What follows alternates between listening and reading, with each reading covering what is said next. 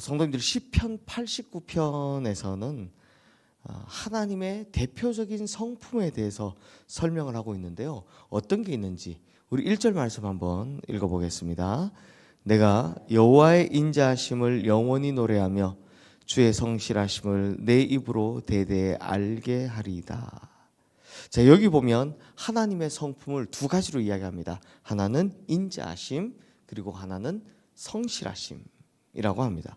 자, 성도님들, 당연히 하나님의 성품에는 여러 가지가 있겠지만 인자와 성실은 하나님의 성품을 잘 설명할 수 있는 가장 좋은 키워드가 됩니다. 왜냐하면 이게 참 중요한데요, 성도님들. 이 두 가지 성품을 잘 알고 있다면 우리가 하나님과의 관계 맺기가 좋기 때문입니다. 이 두 가지 성품을 잘 알고 있으면 우리가 하나님과 소통할 때 굉장히 좋은 도구가 되기 때문입니다. 먼저 하나님의 인자하심. 하나님의 인자하심은 어떤 성품입니까? 하나님은 인자하시기 때문에 우리의 죄를 용서하시고 무한히도 참아주시는 겁니다. 즉 하나님의 인자하심 덕분에 우리는요 지금까지 살아올 수 있었고 지금까지 존재할 수 있었습니다. 만약 하나님의 인자하심이 없었더라면 어떻게 됐을까요? 하나님이 우리를 어떻게 하셨을까? 못 참아주신다 라고 생각해 보면 정말 하나님의 인자하심은 하나님의 좋은 성품임을 다시 한번 깨달을 수 있는 거죠. 정말 하나님은 좋으신 하나님이십니다. 다만 문제는 하나님의 인자하심이 어디까지인가 하는 겁니다. 과연 우리의 오만, 방자, 불손 영원히 기다려주시는가 하는 겁니다. 결론은 이걸 어떻게 설명해야 될지 모르겠지만 그렇지 않습니다. 이게 무슨 말이냐? 인자하심이 영원하다라는 건 맞는데요. 성경을 조금만 자세히 읽어보면 그냥 우리가 오만방자하고 그냥 죄를 짓고 이렇게 했는데도 가만히 놔두시는 건 쉽게 설명하면 그래 너 나중에 죽고 나서 내가 심판할게. 지금 놔두는 거야. 이건 인자하심이 아니죠. 그러니까 오히려 혼을 내서라도 돌아오게 만드는 겁니다. 이때는 하나님의 인자하심이 영원하다 맞는데요. 이 인자하심은 그때는 참아주는 인자하심은 아닌 것 같습니다.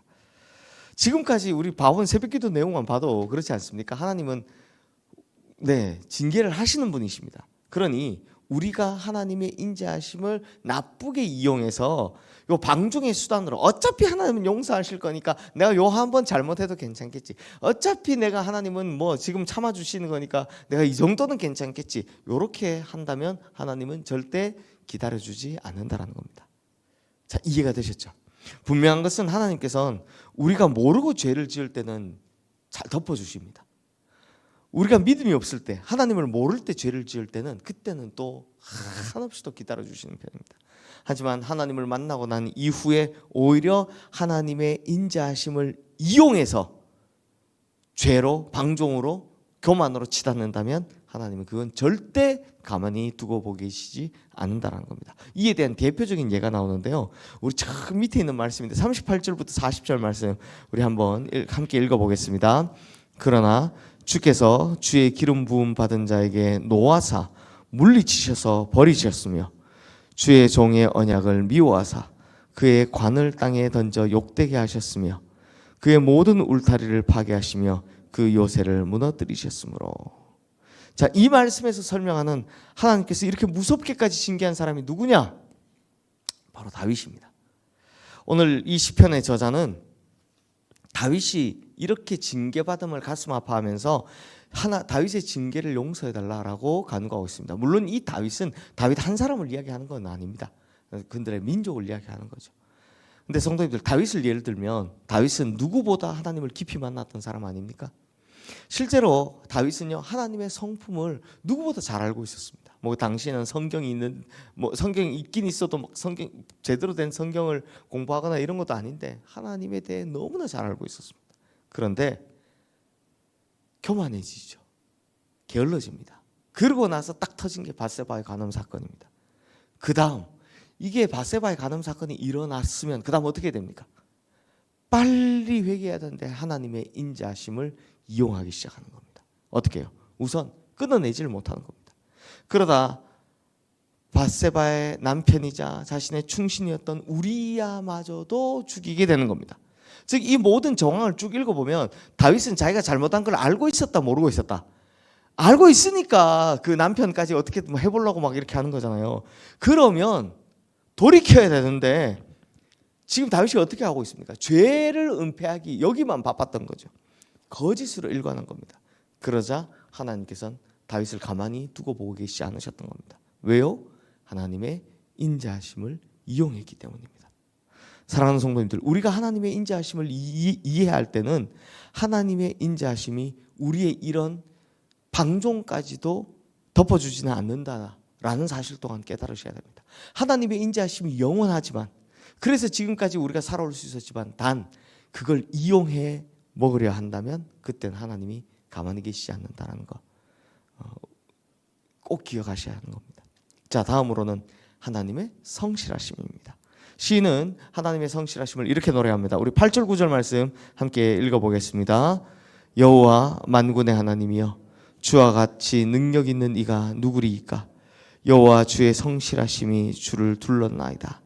주께서 바다의 파도를 다스리시며 그 파도가 일어날 때 잔잔하게 하시나이다. 자, 이 대표적으로 하나님의 성실하심에 대해 이 시인이 뭐라고 이야기하냐? 창조하신 세계 피조물을 지금까지도 다스리시고 돌보시고 계시는 것으로 설명을 합니다. 이것은 하루 이틀로 끝나는 성실이 아니다라는 거죠. 1년, 2년, 10년, 100년으로 끝나는 성실이 아니다라는 겁니다. 즉 하나님의 성실하심은 영원하다라는 이야기를 하고 있는 겁니다. 방금 읽으신 말씀에 빗대어서 예를 들자면 하나님께서는 바다를 창조하시고 그냥 딱 내버려 두신 게 아니라 야, 바다 창조됐으니까 이제 뭐 바다 알아서 하겠지 한 게 아니라 바다의 파도가 인간이 살고 있는 땅에 넘나들지 못하도록 지금도 바다를 다스리고 계시다라는 겁니다. 만약 하나님께서 성실하지 않으셨다면, 그래서 파도를 다스리지 않으셨다면 아마 우리는 살아가기 힘들었겠죠. 그러므로 우리는 오늘도 뭐 덕분에? 하나님의 성실하심 덕분에 보호를 받으며 살아가고 있다는 이야기입니다. 그러므로 우리가 성도님들 하나님의 인자하심과 성실하심이 어떤 것인지 깨달았다면 첫 번째는요, 우리가 하나님과의 관계 맺기가 좋아집니다. 하나님의 인자하심과 성실하심을 잘 활용하면 우리가 하나님과의 관계 맺기가 좋아집니다. 두 번째, 이게 중요한데 이제 우리도 뭘 닮아가야 됩니까? 하나님의 인자하심과 성실하심을 닮아가야 하는 겁니다. 근데 성도님들 여기서 참 재미있는 원리가 있습니다. 성경에 자주 나오는 건데 우리가 잘 못 깨닫는 건데요. 혹시 이거 아십니까? 하나님은 어떤 사람을 사랑하느냐? 하나님 닮은 사람을 사랑합니다. 하나님의 성품을 닮아가는 사람을 사랑합니다. 대표적으로 다윗이 사실 잘못한 게 몇 개 있긴 하지만 그나마 하나님의 성품을 닮은 사람 아니었습니까? 하나님이 얼마나 다윗을 사랑하셨습니까? 하나님은 하나님 닮은 사람을 굉장히 사랑해 주신다는 겁니다. 그게 사실 성경의 전반을 쭉 이해하면 그게 맞습니다. 왜? 우리가 하나님 형상대로 만들어졌기 때문에 자꾸 그 형상으로 돌아가려고 하는 사람을 하나님 사랑하시는 겁니다. 그래서 하나님께서는 하나님의 인자하심을 닮아 있는 자신의 백성을 더 크게 사랑하시고 하나님의 성실하심을 닮아서 한결같이 하나님 앞에 서는 사람, 엎드리는 사람을 하나님은 더 많이 사랑하시는 겁니다. 반짝하는 사람이 아니라 한결같은 사람을 하나님 사랑하신다는 겁니다. 그러므로 우리 성도님들 하나님의 인자하심을 닮고 하나님의 성실하심을 닮아서 하나님께 크신 사랑을 받는 우리 모든 성도님들 되시기를 주님의 이름으로 축원합니다. 이 시간 오늘 주신 말씀 기억하며 우리 함께 기도하도록 하겠습니다.